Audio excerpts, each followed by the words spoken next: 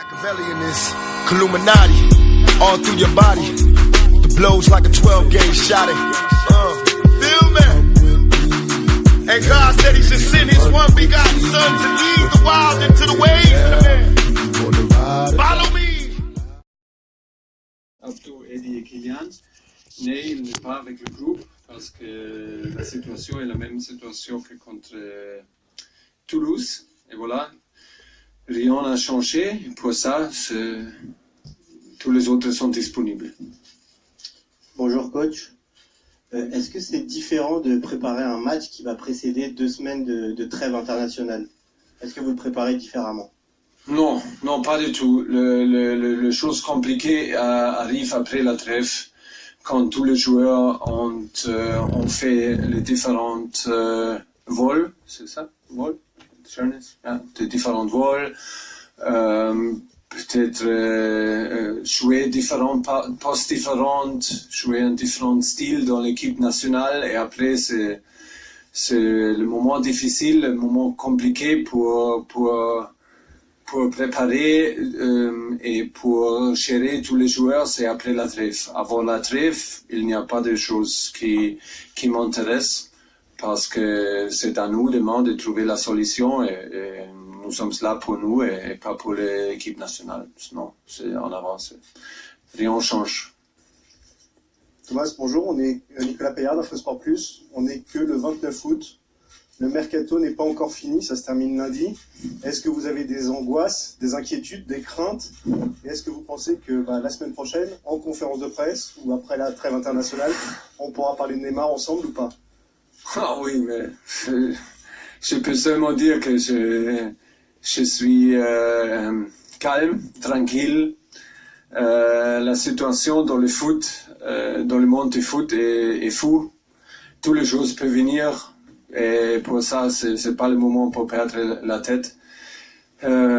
C'est comme ça. On a toujours 3 jours, non? 4 jours. 3 jours, 4 jours.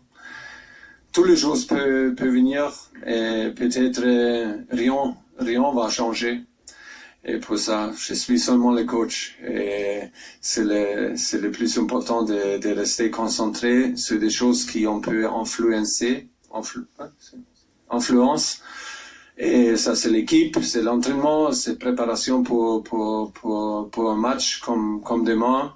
Et le reste, on va voir. Bonjour, Yves Leroy pour Le Parisien. Quelle est la situation au niveau des gardiens? Est-ce que vous pouvez confirmer que Keylor Navas pourrait vous rejoindre rapidement? Non, je peux pas confirmer ça. La seule chose que je peux confirmer est que Alphonse va jouer demain. Et Maxime Bulka va être le deuxième demain. Ça, c'est la situation aujourd'hui. Et ça, c'est comme j'ai dit, je suis entraîneur, je dois gérer la réalité, et je dois gérer la situation maintenant. Et ça, c'est la situation. Bonsoir Thomas, Philippe Sanfourche pour RTL.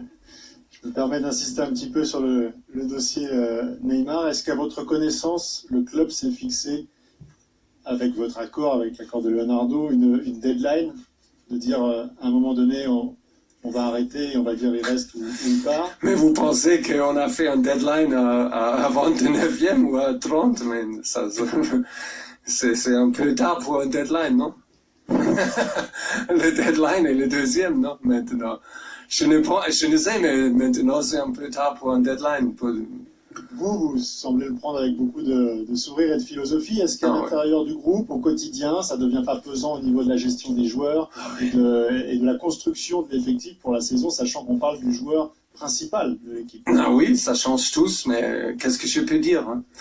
C'est pas seulement à moi, je peux dire mon opinion, et tout le monde connaît mon opinion. Et après, vous savez bien que moi, que c'est pas un gars ou c'est pas le coach qui décide tous dans une situation comme ça, dans un grand club avec un grand joueur.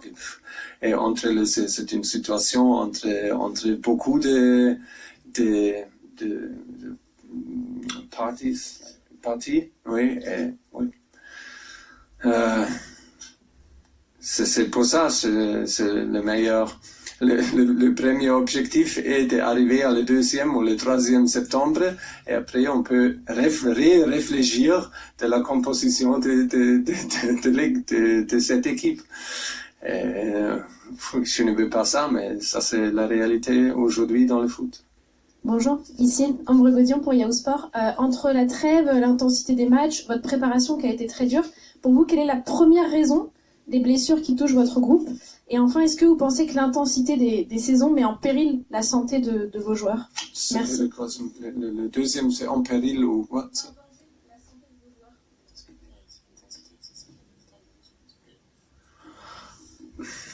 Non, je ne pense pas que l'intensité d'une saison est dangereuse, mais je pense que le volume pour les joueurs dans les clubs qui jouent la Ligue des Champions, qui jouent dans une ligue avec 20 équipes, qui jouent dans une compétition avec deux coupes, qui sont des joueurs qui jouent pour leur équipe nationale. Ça, c'est dangereux. Ça c'est plus et plus dangereux. Et tout le monde fait une préparation.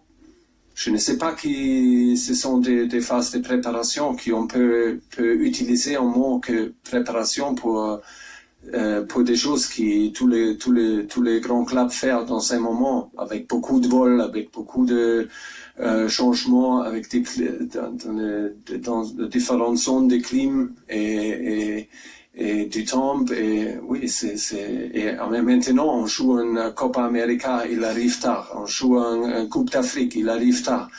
Il y a beaucoup de joueurs blessés dans